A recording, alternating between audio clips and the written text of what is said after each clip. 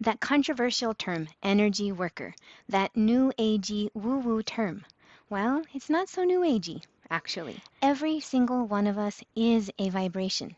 Every single one of us is a frequency. We have a mood, an energy, and an attitude that we give off. We just don't understand the power that we have inside of us. We just don't know that every single thing that we think and that we feel is a creative energy force that we can wield. Our thoughts are not private. Even the things that you think that are in your mind and private are not. We are all and intra-connected into a network of energy that we're all infused with and can sense and feel. It's a network. So when we think that we're thinking these thoughts privately, we actually broadcast them. And when we're thinking ill of another, such as gossip and those sorts of things, we're actually casting spells of ill will upon another without even realizing it. So not only can we affect another by what we think and what we feel, we actually cast out little pebbles that are like ripples, that the more pebbles we throw into our own pond, we actually create a tsunami of energy that will only come back upon ourselves. We are all energy workers. We all wield and give off energy. So how are you going to use it? Energy work, okay? So what I finally understood what this was about. It is inside every single one of us. Now that new agey term, energy worker and healer, is only given because it's by intention to help another with their healing.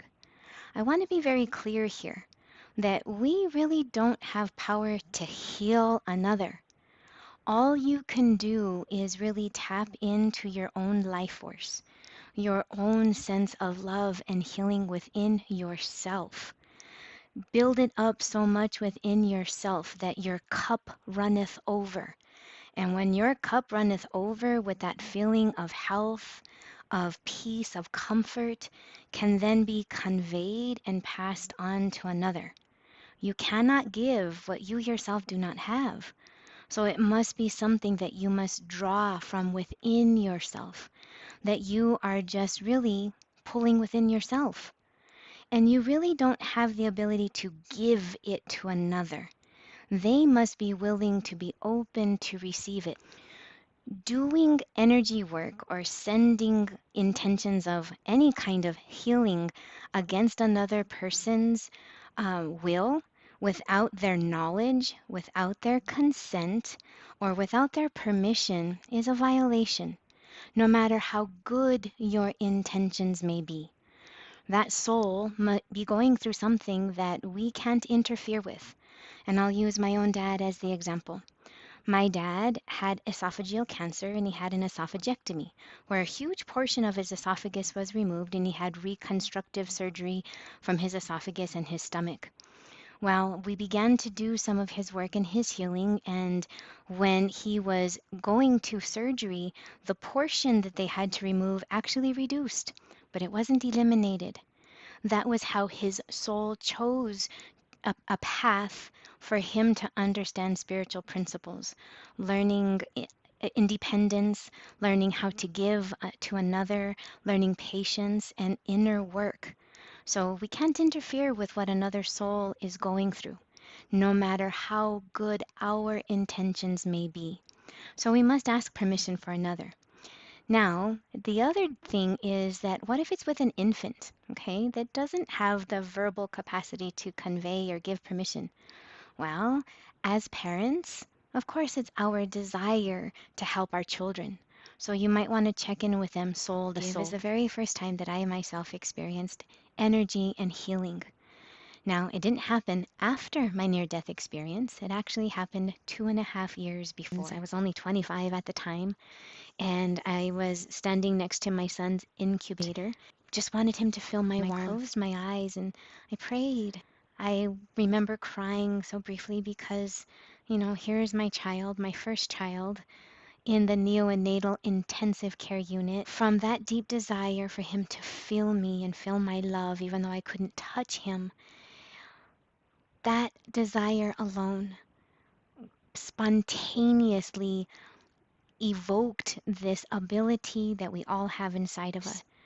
That deep love that I had was set on fire inside of me out of the love of a mom to the survival of a child, out of this deep, deep, deep desire for that love and survival. It was like I was spontaneously like opened, like a switch was turned on. So again, I want to just make sure that we understand our role and our responsibility and work with it with integrity, that we cannot force our healing upon another.